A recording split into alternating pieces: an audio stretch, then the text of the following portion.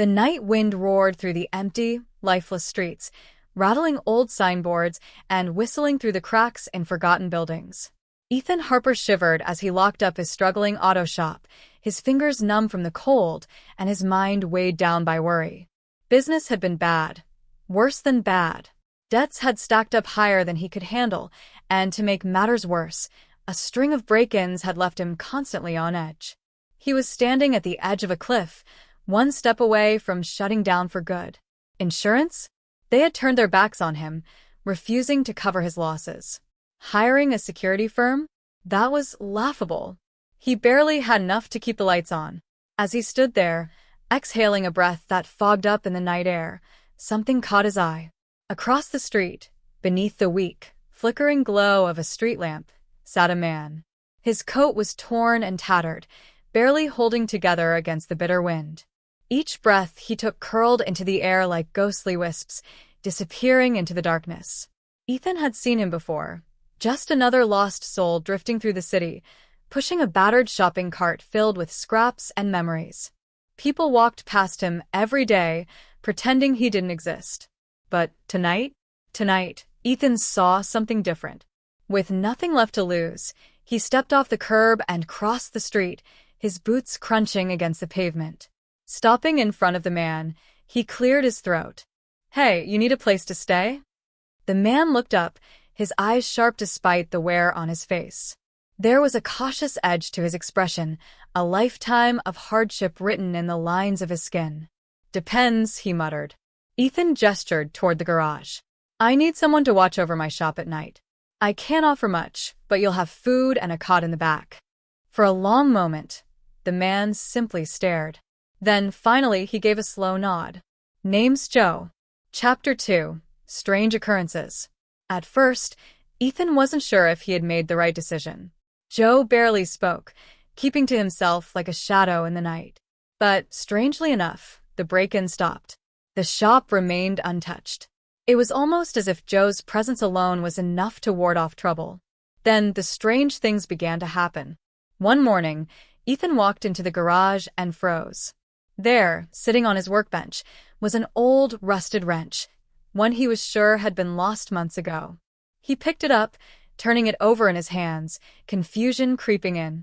A few days later, a customer arrived, grinning ear to ear. "Ethan, man, I just wanted to say thanks for fixing up my car last night. Runs like a dream." Ethan frowned. Last night. He hadn't touched that car. Hadn't even thought about it. But the customer was certain. Someone had done the work, and done it well.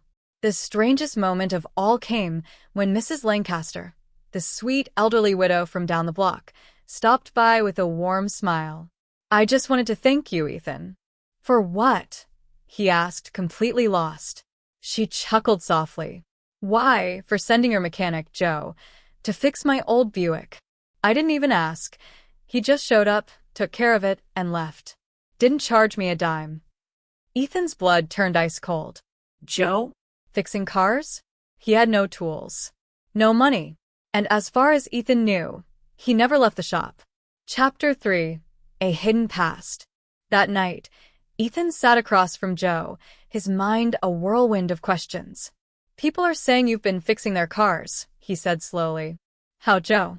Joe simply smiled, a hint of something unreadable in his eyes. "Guess I remember a few things." Ethan leaned forward. "Who are you, Joe?" "Really?" A long silence stretched between them. Then, Joe sighed, rubbing his calloused hands together as if warming them against an invisible fire. "Once upon a time, I was like you.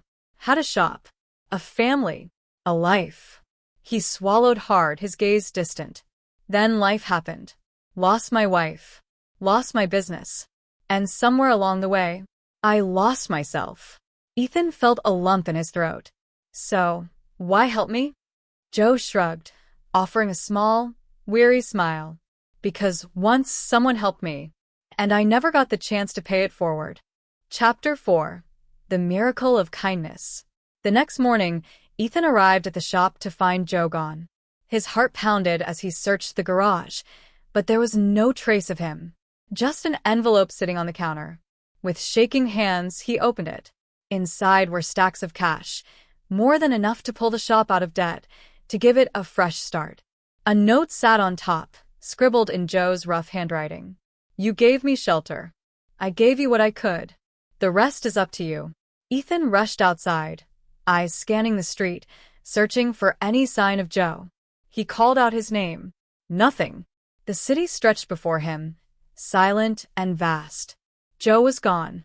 Epilogue. Paying it forward. Months passed. Ethan's shop not only survived, it thrived. Word spread about his kindness, and the community rallied behind him, bringing their cars, their business, their trust. But no matter how much success he found, he never forgot Joe. Every night, he left a light on in the back room, just in case. And one evening, when a young man knocked on his door, desperation in his eyes, Ethan didn't hesitate. "You need a place to stay?" he asked, a small smile playing at his lips. Because kindness, once given, never truly disappears. It travels forward, finding those who need it most.